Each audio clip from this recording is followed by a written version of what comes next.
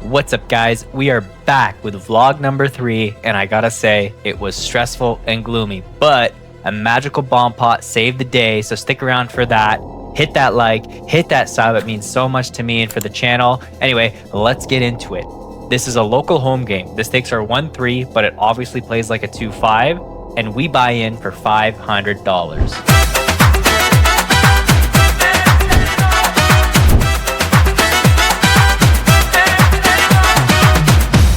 In the very first hand of the vlog, our starting stack is 485. There's a straddle under the gun, and we're in the under the gun +1 position with our favorite hand, 9-7 of diamonds. We start off the action by limping, only because I want to 3-bet any opens from later positions of their favorite hand, but unfortunately that didn't happen.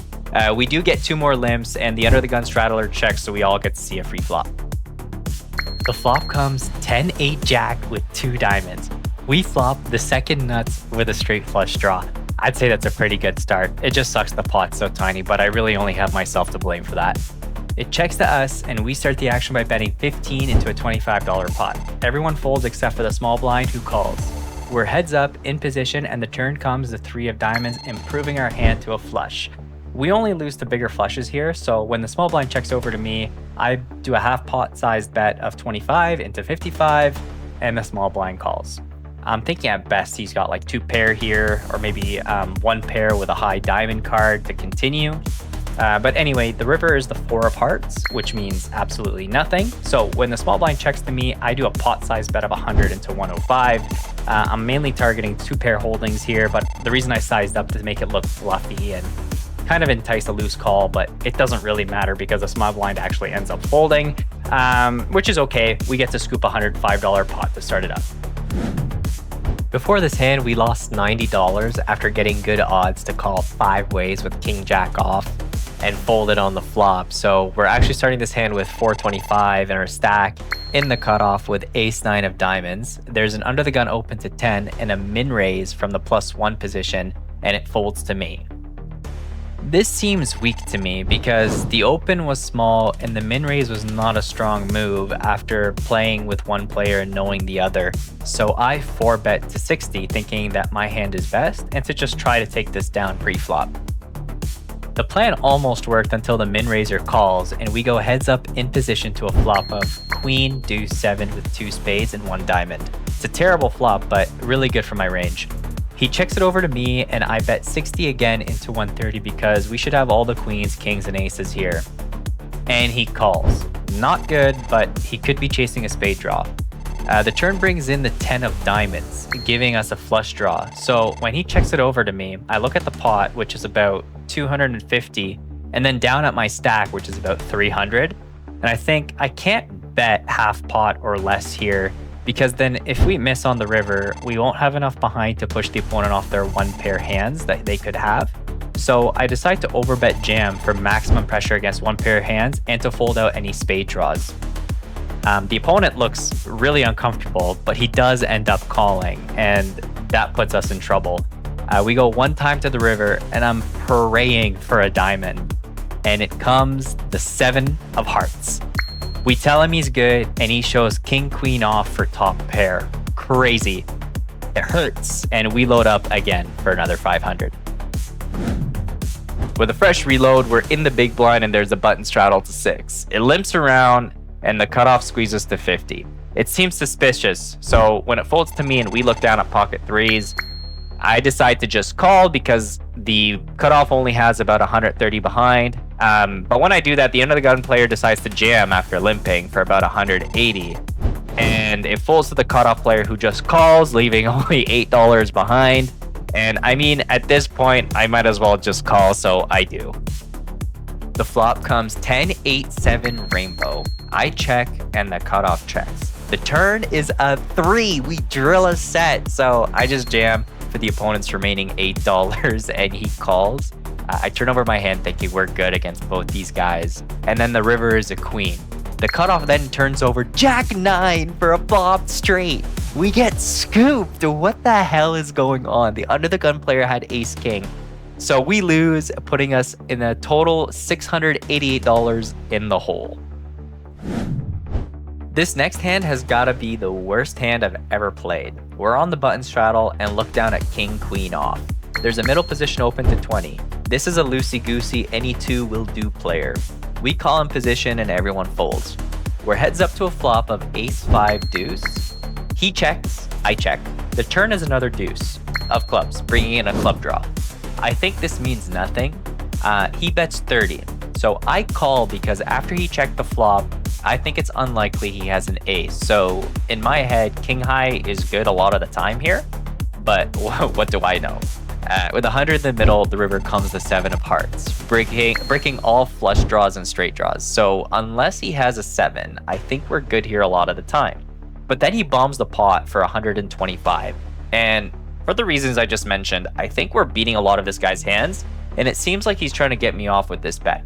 So I flick in a call and he shows ace jack for top pair. We got absolutely wrecked. Was this a bad call? Let me know in the comments. In the very next hand, we look down at jack 10. There's a double straddle from the player who just absolutely crushed us. So when it folds to me, I open it up to 30. It folds back to the player in the double straddle who decides to just jam for $160 effective, putting me all in.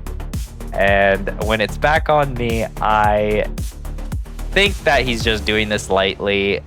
Maybe wants to give some action back because of the last hand. So I just flick in a call thinking it's going to be a draw. But then when he shows me his hand, 10-3 of spades, I'm shocked because I didn't think he'd be that light.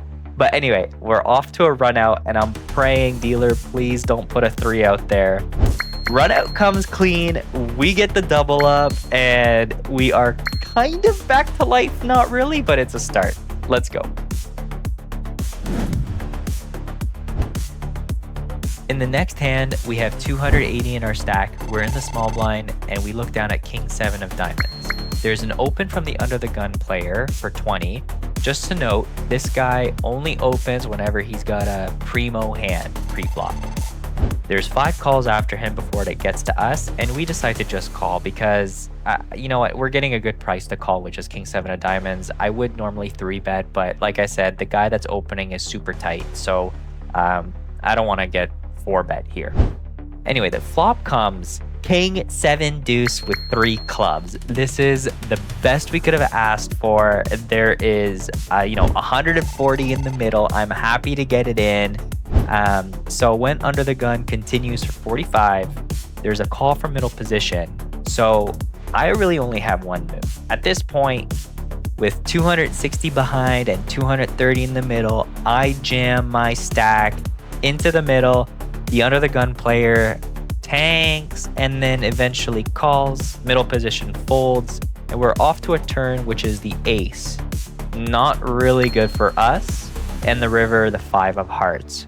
We table our hand for 2 pair, and the under the gun player shows ace queen of clubs for the absolute nuts right on the flop.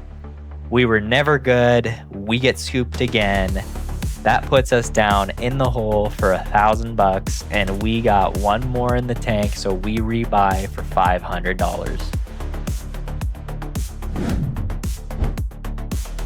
All right, we got 500 in the stack. We're on the button, and we look down at ace 9 off. There is a double straddle from the player that absolutely crushed us earlier on in this vlog, and it folds to us. So I know he's gonna try to defend his straddle or his double straddle, so I'm gonna have to open it up big. So I open it to 60. It folds to the double straddle, and as expected, he calls with probably any 2 card.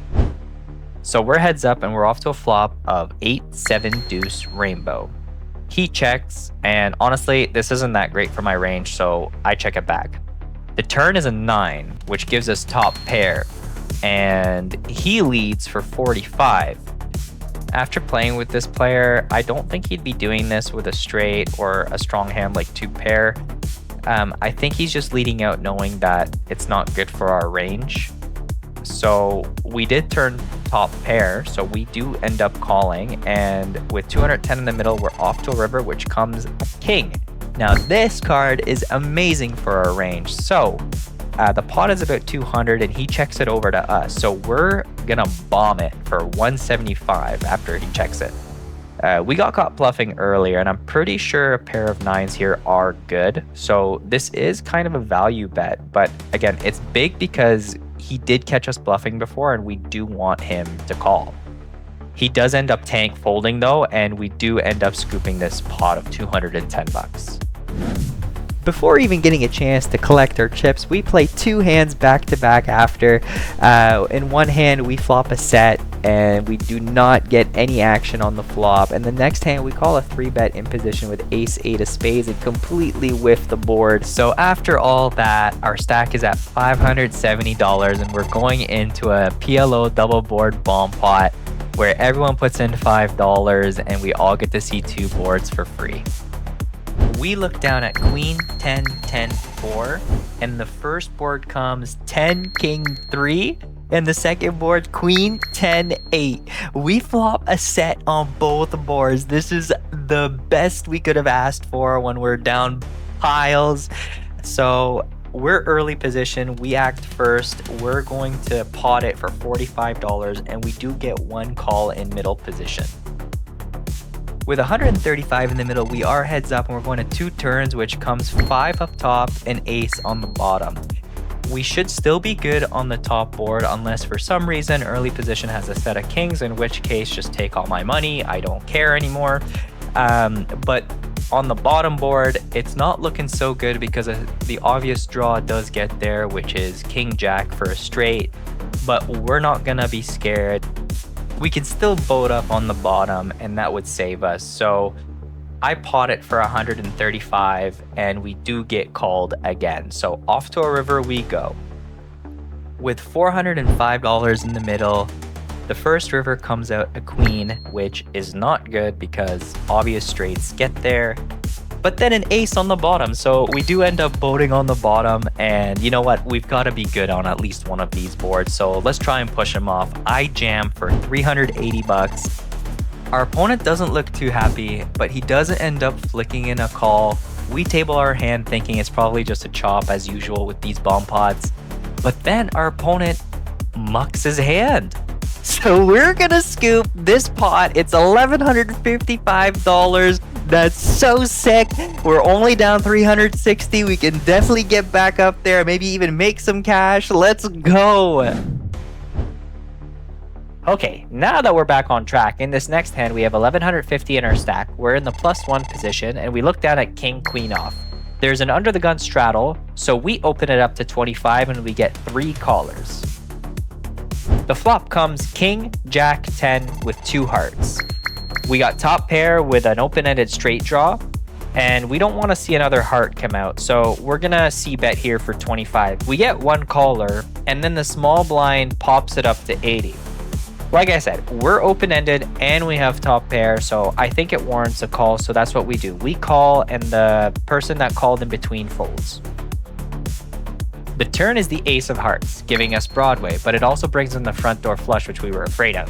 So when small blind checks it over to me, I'm going to check it back because I'm not going to throw a bet out there and get raised. So I'd rather make a decision on the river, which comes the 5 of clubs, which is an absolute brick. The small blind leads here for $110 into a $260 pot, and I thought about raising, but on the off chance that the small blind was trapping on the turn, I didn't. And also, I'm just not sure what worst hand would call here aside from like maybe a set of 10s or a really strong 2 pair, but even that is pushing it. So we just call and he says that he's got 2 pair and we table our hand. It's kind of a slow roll. I feel bad about it, but I did clarify that the only reason I tanked was because I was trying to decide whether or not I should raise. So anyway, maybe we missed some value. I don't know. Let me know in the comments. We're going to scoop this pot of $480, puts us back up to $1,450. We're almost there.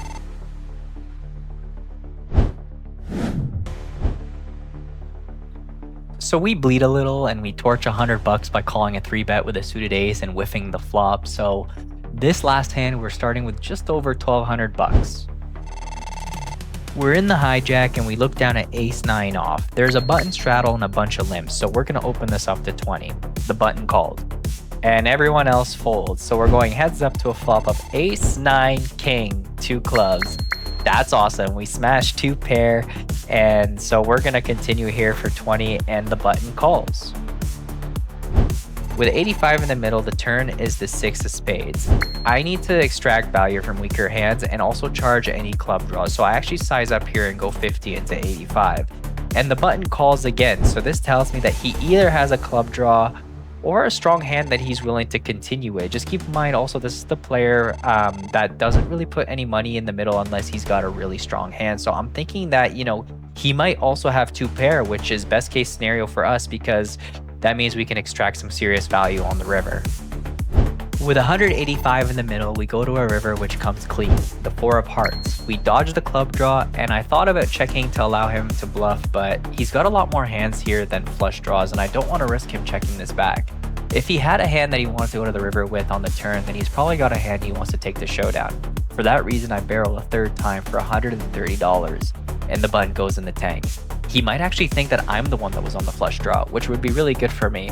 Anyway, he flicks in a call and we table our hand. He shakes his head and we never get to see his hand. They go into the muck and we scoop up a $445 pot. So after that hand, we rack up our chips. We're in the game for $1,500, and after counting it all up, we are at $1,500. So we broke dead even. I'll take the win. That's huge. We were down piles. If you enjoyed the video, please hit that like. Please hit that sub. It means so much to me and for the channel. And I'll catch you next time on the felt. Peace out.